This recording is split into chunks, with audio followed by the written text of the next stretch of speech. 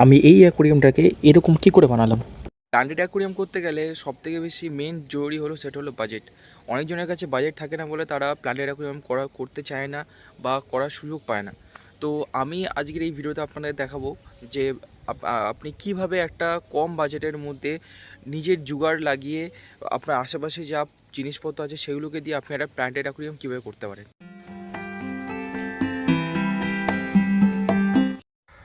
আমাদের এখানে সয়েলের কোনো কমতি নেই। আমাদের আশেপাশে আমাদের এই জায়গাটা পুরোটা গ্রাম এরিয়া।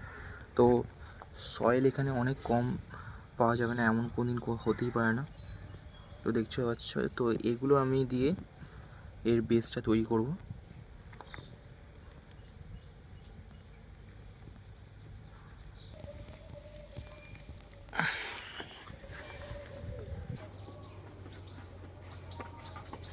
তোমরা এত দাম দিয়ে দিয়ে তুমি মস কেন, তুমি CO2 ছাড়া তোমার মস হবে না বা মানে এত দামি দামি মস পাওয়া যায় 200 টাকা করে 300 টাকা করে প্যাকেট, কিন্তু তুমি ন্যাচারাল মস দেখবে।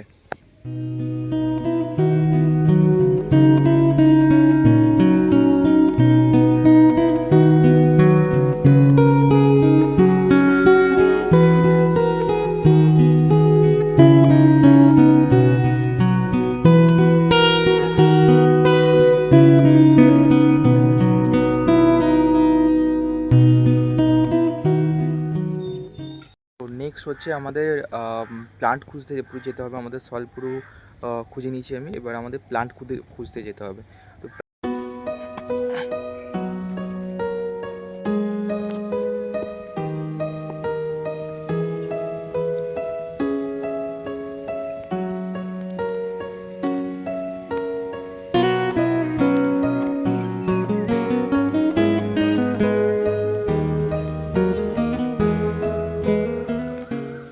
হলো ফ্লোটিং প্লান্ট, যেগুলো আমাদের জলের উপর দিকটায় থাকবে। এটা আমাদের ফুলও হয়, তোমরা হয়তো নাম শুনেছো শাপলা।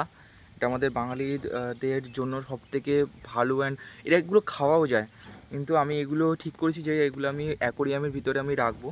কিন্তু এই জায়গাটা নামাটা খুব চাপের হয়ে যাচ্ছে, কারণ এখানে এটা পুরো একটা বাধা আর কি, এখানে ক্ষেত চাষ হয়। কিন্তু এখানে এখন নামাটা খুব চাপের হয়েছে, কারণ এখানে সাপ খুব থাকতে পারে। কিন্তু আমি সামনে আমার বোম্বাস্ত্রটা নিয়ে এসেছি, এটাকে দিয়ে এখন খুঁচি দেখবো যে কোনো কিছু আছে নাকি, তারপরে গিয়ে নামবো। চলো, তোমাকে নেবে, কারণ আমি একা ভিডিও করছি, তো তোমাকে নেবে আমি সব কিছু তুলে তারপরে তোমাকে আমি দেখাচ্ছি। আমি এইটার জন্য ভয় নেমেছিলাম। এটা হলো তোমরা জানো যে এটা শাপলা, এর পোড়া খুব নিচে থাকে, তো অনেক লম্বা হয়েছে এখন। আচ্ছা, কিন্তু এটা ভুল প্রবলেমটা হচ্ছে যে আমার একবারে অনেক ছোট, তো এটাকে অ্যাডজাস্ট করতে হবে, ওর মধ্যে এতটা লম্বা মতন থাকা যাবে না। দেখা যাক কী করা যায়।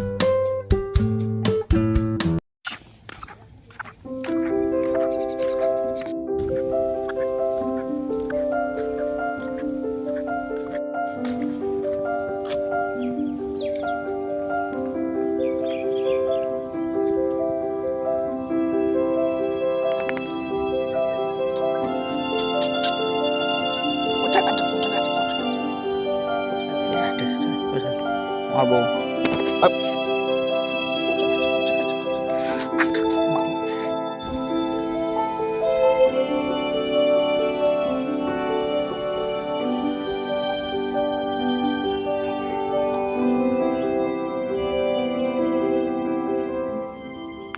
ভাষায় যেটাকে তোমার বলা হয় হেয়ার গ্রাস, যেটার প্রাইস অনেক দাম। যেমন ওটার দাম হবে তাও তোমার 300 টাকা করে বান্ডিল হয়। তো আমি তোমাকে ন্যাচারাল হেয়ার গ্রাস তোমাকে দেখাচ্ছি, পুরো ভর্তি। তুমি কত লাগবে তুমি নাও না, নামতে হবে। জায়গাটা খুবই মানে বৃষ্টি হয়ে গিয়ে জায়গাটা পুরো অবস্থা খারাপ হয়ে গেছে, আর এখানে সাপ খোপও থাকতে পারে।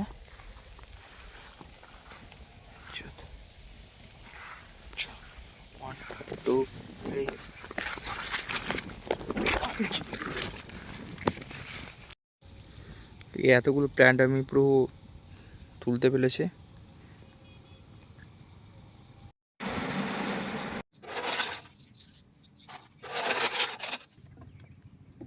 এটা হয়তো এখন থেকে মনে হচ্ছে যে অনেক নোংরা হবে, কিন্তু এটা আস্তে আস্তে যখন এটা পরিষ্কার করা হবে তখন আরও বেশি পরিষ্কার হতে থাকবে।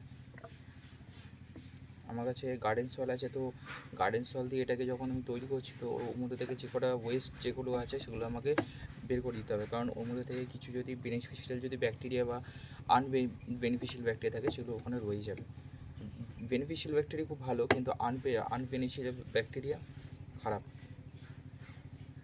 আর আমাদের এখানে পুরো পুরো কোনো ভেজাল নেই। এই মাটিগুলোর মধ্যে তোমার সব রকম আছে। আমি এই যে হার্ডস্কেপটা করেছি এটা পুরো নর্মাল, পুরো এর মধ্যে স্যান্ড দেওয়া হয়েছে এর মধ্যে। আর আমি যে হেয়ার গ্রাসগুলো নিয়েছি ওগুলো আমি ব্যাকগ্রাউন্ডে দেবো। আর আমার এই ইঞ্চিটা তুমি দেখতে পাচ্ছ, এটা 2 ইঞ্চি মতন হবে। এই আমার যে সয়েলের যে গ্রাউন্ড লেয়ারটা করেছি এটা 2 ইঞ্চি মতন এটা হবে, ঠিক আছে। এবারে এটা আমি যে গ্রাসগুলো আছে এগুলো পুরো ব্যাকগ্রাউন্ডে দেবো। আর দেওয়ার পরে যেই ফ্লোটিং বা মানে গাছটা নিয়ে যাচ্ছি ওটা আমি উপর দিকটা দেবো। জানি এর মধ্যে ধরবে না, কারণ ওটার মধ্যে অনেকটা বড়, তো তাও আমি চেষ্টা করবো, যদি না হয় তাহলে ছেড়ে দেবো। আর এই যে অ্যাকোরিয়ামটা, এটা আমি আরও অনেক কিছু প্ল্যান্ট অ্যাড করতে চাইছি, কিন্তু ওগুলো আমার কাছে এখন নেই, ওগুলো আমি কিনে আনবো। কিন্তু আমি তোমাদের দেখাতে চাইলাম যে আমাদের প্রকৃতির মধ্যেও অনেক রকম এমন গাছ আছে যেগুলো আমরা অ্যাকোরিয়ামের মধ্যে আমরা ইউজ করতে পারি। তো চলো।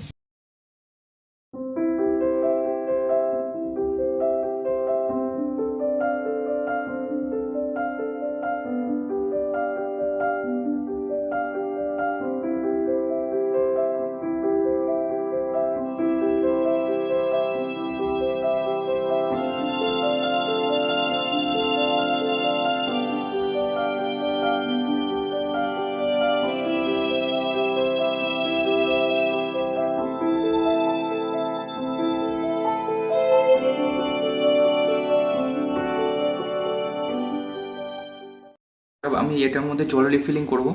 আমার বেসিক্যালি কনসেপ্টটা ছিল যে আমি একটা বাজেট ফ্রেন্ডলি একটা আমি পুরো অ্যাকোরিয়াম আমি বানাতে চেয়েছিলাম, যেটা আমি করে দিয়েছি। এটার মধ্যে আমার সময় লেগেছে বেশিক্ষণ না, হার্ডলি 2 থেকে 3 ঘন্টা। আর আমি এটার মধ্যে তোমার কী কী অ্যাড করেছি তোমাকে আমি বলছি। এটার মধ্যে আমি গার্ডেন সয়েল ইউজ করেছি, গার্ডেন স্যান্ড ইউজ করেছি, আর ফ্লোটিং একটা প্ল্যান্ট ইউজ করেছি, যেটা আমি তোমাকে ভিডিওতে দেখালাম। আর আমি হোমমেড গ্রাস, হেয়ার গ্রাস আমি এটার মধ্যে অ্যাড করেছি। এটা এখন আমি ওয়াটার পুরো রিসাইক্লিংয়ের জন্য ছেড়ে দেবো। ওয়াটার দিয়ে আমি 1 মাসের জন্য পুরো ছেড়ে দেবো, এটা পুরোটা ক্লিন হয়ে যাবে। ক্লিন হয়ে যাওয়ার পরে তারপরে গিয়ে আমি বাইরে থেকে কিছু প্লান্ট কিনলাম, কালেক্ট স্ট্রিট থেকে আমি প্লান্ট কিনে আনবো। ওখান থেকে গিয়ে এখানে জিনিসটা আমি লাগাবো। তো চলো ওয়াটারটা রিফিল করা যাক।